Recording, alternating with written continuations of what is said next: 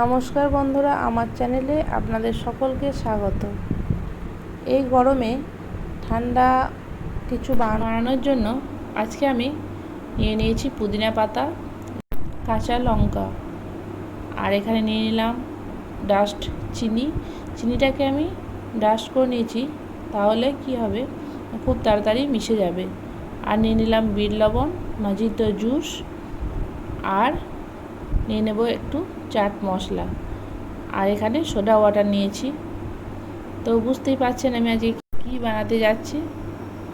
আজকে আমি বাড়িতেই মকটেল বানিয়ে ফেলবো।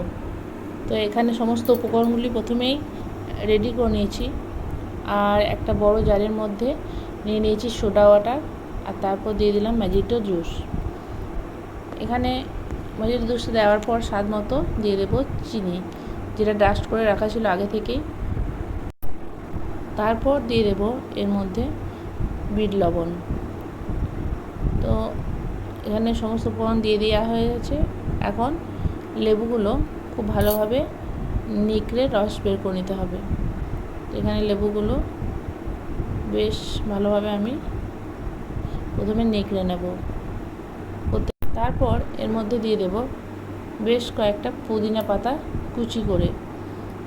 পুদিনা পাতা শরীরকে ঠান্ডা রাখতে সাহায্য করে, আর অবশ্যই গরমের জন্য খুবই উপকারী একটা খাবার। তারপর এর মধ্যে দিয়ে দিলাম চাট মশলা, আর তারপর খুব ভালোভাবে এটাকে মিক্সিং করে নেব। এখন দুটি কাচের গ্লাস নিয়ে নিয়েছি, আর তারপর এর মধ্যে দিয়ে দিলাম বরফ। গ্লাসটাকে আমি সুন্দরভাবে রেডি করে নিয়েছি। তারপর একটা ছাঁকনি দিয়ে ছেঁকে নেব ওই জুসটাকে। আমার ভিডিওগুলো কেমন লাগলো অবশ্যই কমেন্ট করে জানাবেন, আর ভালো লাগলে আমার চ্যানেলটিকে শেয়ার সাবস্ক্রাইব করে দেবেন। তো প্রথমে এইভাবে আমি জুসগুলোকে কাচের পাত্রে ঢেলে দিলাম, আর তারপর এখন ঠান্ডা ঠান্ডা সার্ভ করে দেব। গার্নিশিংয়ের জন্য আমি দিয়ে দিলাম এখানে পুদিনা পাতা, আর উপর থেকে চাইলে একটু চাট মশলা ছড়িয়ে দিতে পারেন। তো কেমন লাগলো এভাবে বাড়িতেই বানানো মকটেল অবশ্যই কমেন্ট করে জানাতে ভুলবেন না। আর এরকম করে অবশ্যই বাড়িতে একবার বানিয়ে দেখবেন, অসম্ভব খেতে সুন্দর হয়েছিল সেদিন। আর শরীরের জন্য এই গরমে খুবই একটা সুন্দর রেসিপিও বলতে পারেন।